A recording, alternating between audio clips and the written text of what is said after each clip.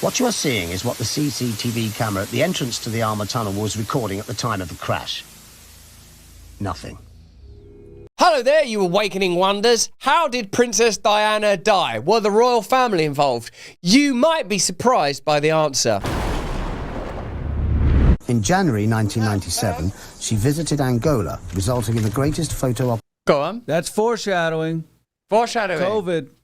All my kids had to wear those during those COVID. kind of welder ones, like flash dance ones. That was like, you could wear those at school. They had it in Pittsburgh. Foreshadowing. Double mask in Jesus. Oh, God, that's ridiculous. I mean, I think it's excessive for a landmine. Imagine sneezing into that. Yeah, it would look disgusting on the inside, like a magic eye picture. Also, though, I don't think that would work if a landmine went off. I mean, that would provide some protection from Charles and Camilla's antics going on in the very next hotel room. But for a landmine, oh no. Resulting in the greatest photo opportunity that the landmine campaign had ever had. One down. 17 million to go. Firing. Her involvement caused huge anger amongst governments. In Britain, Government Defence Minister Earl Howe denounced her. 2 newspapers this morning quoting unnamed minister described as a loose cannon. Simone Simmons was with Diana in February 1997 when a government defence minister made a threatening phone call warning the princess to end her involvement with the campaign, otherwise accidents could happen. The phone went in her little lounge and she picked it up and then called me over, and there was a voice that was in the middle of a conversation saying, "Don't meddle in things you know nothing about. Accidents can happen." Days before she died, Diana made another visit to landmine victims, this time in Bosnia. Do you know about the rumours of, like, people say that Prince Harry's dad was not Charles? Do you know about that kind of thing? Who do they say it was, Massey? Hewitt, not is you, it? Luke. Yeah, that ginger guy. Yeah, There's a Hewitt. good picture of them both. They look exactly the same. Exactly the same. Yeah. Yeah. And that fella that was just in the car there, he was her butler. I don't know, he used to crop up a lot and stuff. He had to go as well, didn't he? Don't say that about Diana. Died. Diana made another visit to landmine victims, this time in Bosnia. Again, there was global press coverage, which made Bosnia, remember that place? Yeah, I remember there was the war that we all forgot and got over. What happened in Bosnia? Yeah. Don't hear about it no more. Slobodan Milosevic. Where's he gone? Milosevic. He was a big deal, wasn't he? Slobodan Milosevic. Isaac. Press coverage, which made her even Still more of an enemy to many powerful forces in the armaments industry. Diana was certain that her phones were being tapped by the British Secret Services. Obviously, of course they were. It looks like the leather seats of Parliament. Yes, it does. It's a very identifiable shade of imperial green there, British racing green. Tapped by the British Secret Services. Every time she'd hear a click, she used to say, "Boys, time to change the tape." We now know that her calls were also being... You know, you speak cassette tapes in them days. This was before the digital revolution. It's weird that at a time when you know the establishment can think of nothing worse than Dodi Fayed, son of Mohammed, marrying and possibly impregnating Diana, that she's conducting a major international offensive against landmines with all the crippling economic problems that would bring for the British establishment again, and the British government, America. And America. But if you add all these to the mix, then if you were ever going to do something dodgy to Diana, that's the time you would do it. She'd become trouble, as she used to say to me. "I'm trouble to them. I won't go away. I won't go quietly."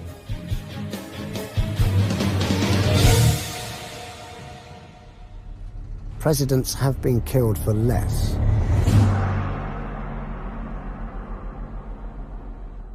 I think it was an opportunist killing. Yeah. They had until September the 19th. Why till then? Because that was when the conference was going to take place in Oslo on landmines. Less than 3 weeks after the crash, the key Oslo meeting began. With Diana out of the way, most of the world's press didn't even bother to attend. When they killed Diana on the 31st of August, 19 days later, Bill Clinton was the only Western leader who voted against a ban on landmines. Something he would never have done If she was alive. had he had to look in Diana's eyes. Many investigators believe that this was the real reason Diana was killed. Yet, The coroner barely raised the issue. Why would the coroner raise the issue about landmines? Yeah, go on, Matty. Why would I don't quite get the landmine thing, but the point that Alan just made, then he goes, the coroner never brought it up. Like, you're asking him what happened to the body. He's not going to say, I think this is to do with landmines. He's not going to start pontificating on the conspiracy. He's just going to say, this is what happened to her body. Yeah, she smashed into the wall. She's dead. I think it's landmines, though. Like, it's none of his business. She wasn't wearing her shield, her face shield. That face shield, that could have given her a vital few moments. You're right, that's not a coroner's duty. In the years before Princess Diana was killed, she told many people that the British establishment was planning to eliminate her. Killed. But I think one of the things Keith Allen points out is like even the verdict was unlawful killing. Planning to eliminate her. Oh, of course Diana was bumped off. She knew she was going to be bumped off. She always said she's not going to make old bones. Diana had left a note saying that she thought that somebody was going to kill her and that it would be in a car accident. Diana asked her lawyer. She heard from a very confidential source in the palace, Prince Philip, planning to get rid of her in a car accident. She wrote this letter to her butler, Paul Burrell, telling him that the royal family were planning her death. Diana said the same thing to her lawyer, Lord Mishcon, who made a note of a prediction. This old British establishment lawyer realised that the note could have devastating consequences for the royal family. So 3 weeks after her death, he handed it to Britain's chief policeman, Lord Condon. Everyone's got ridiculous names in this whole thing, haven't they? She wrote a letter to her butler, who himself handed it over to the police chief, Lord Condon. The police chief also... He provided some protection, but after the first couple of times, they didn't use Lord Condon, thinking, oh, well, we did it the first couple of times. We don't need to anymore, it'll be all right. Did it to Britain's chief policeman, Lord Condon. The police chief also realised its significance, so he's been replaced now by Lady Femidom. It's progress, they call it. So he concealed it and kept it secret for 3 years. The first question, and you've agreed, is there a legal obligation to hand over potentially relevant material? There's an unequivocal answer to that, which is yes. Agree? Yes, I do. That was Britain's top policeman admitting that he broke the law by concealing this devastating evidence. You cannot rely on Condon. Admitting that he broke the law by concealing this devastating evidence. Right.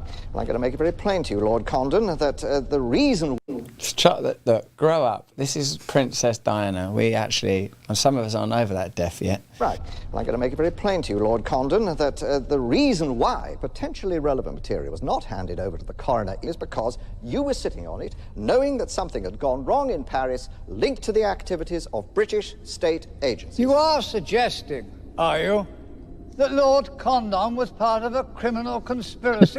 Are you suggesting we can't trust Lord Condon? What about Sir Prophylactic? Oh, indeed. Supreme Justice Johnny. Most coffee, all it does is it helps you to organise a stool in that inward back pocket you call the butt.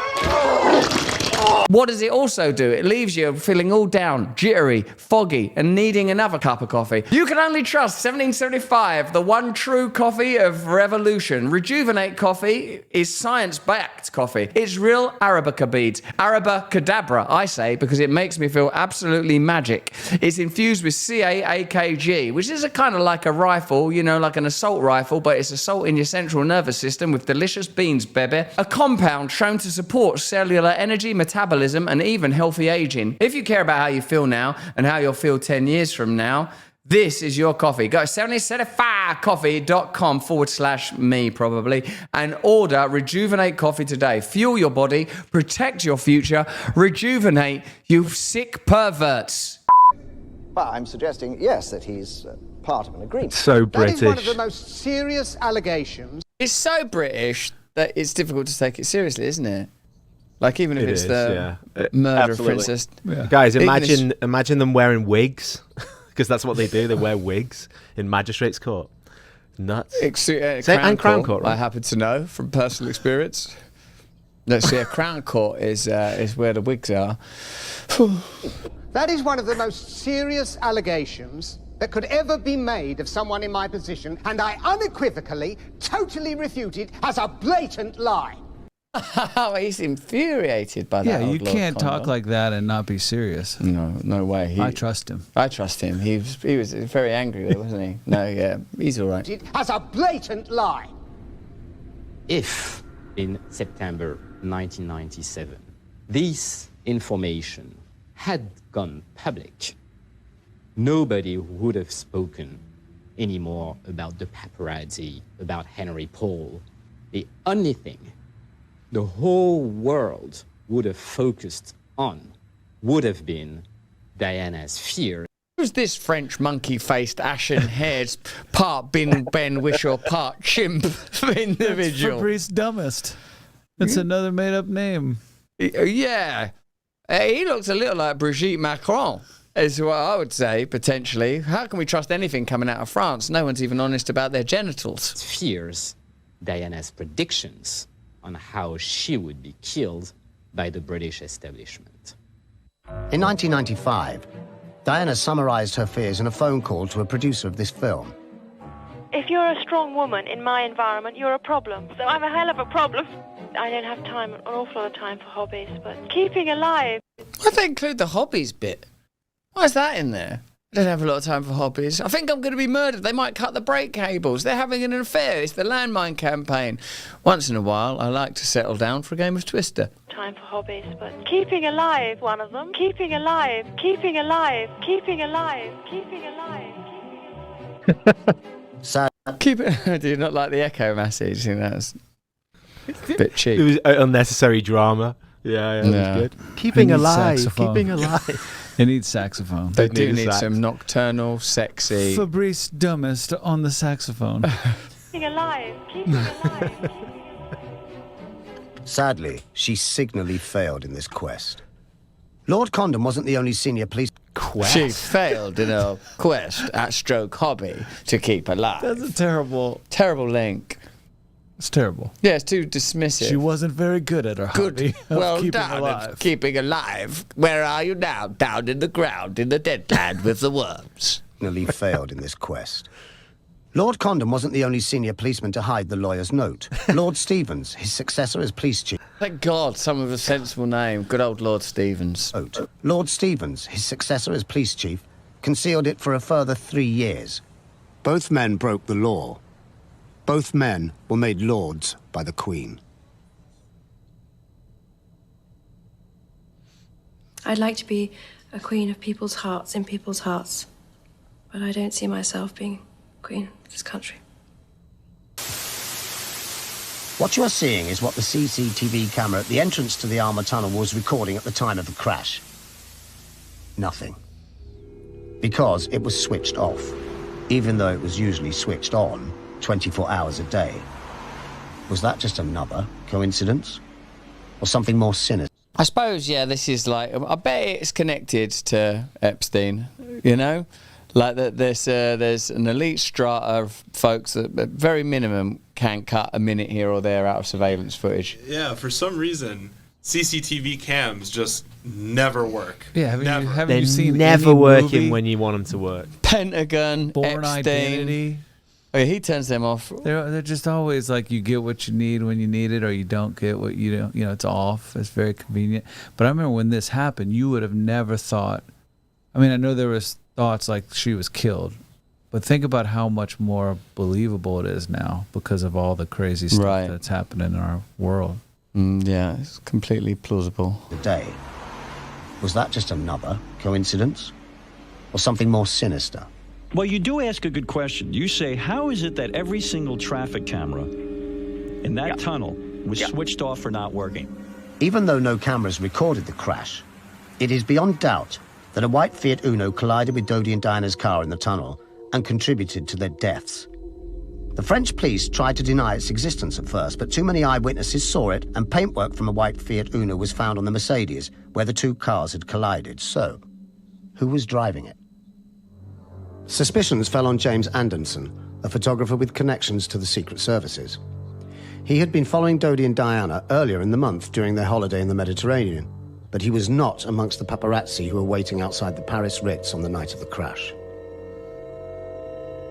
Anderson was a millionaire paparazzo, a very well-known member of the paparazzi on the continent, made a great deal of money out of royal pictures, lived in some style in the French countryside.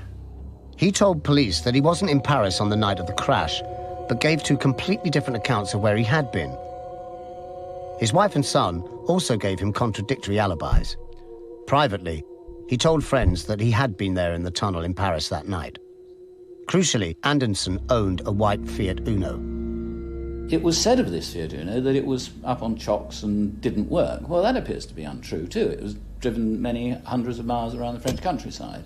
So the whole question of the Fiat Uno and who was driving it, which is of course absolutely crucial, totally crucial to the investigation, has never been resolved. And you have to say, why? In May 2000, Anderson's body was found in a blazing car in woodland near Montpellier. In a Ministry of Defence field, shooting range field, in a car which was burned out and locked, but no keys were in the car or in his pocket. That's insane. And the... Go on. It's just getting... Like, I didn't really hear about the Fiat Uno stuff, but this stuff, like, oh, the cameras were off, this guy nudged him, he said he wasn't in the country, turns out he was in the country, and all this stuff, and then he was burnt in his car with no keys. It's just so obviously something happened. Yeah. I'm 100% in. Thanks. Yeah. You're on board. And the police claimed he committed suicide.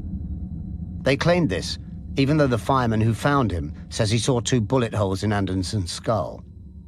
You don't have to be a conspiracy theorist to point out... Well, that could be a coincidence. So. Yeah. Anderson's skull.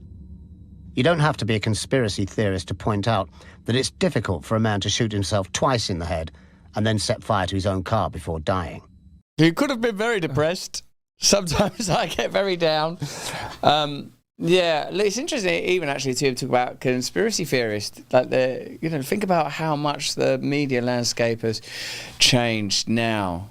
It's impossible. There's going to be real interesting ramifications, I reckon, in the coming months around Epstein, and in a sense just the accumulative awareness that the way that power is sustained is by maintaining secrets, that if you knew the truth you would become non-compliant. Think about how much now you could turn everything off remote, like even control cars remote.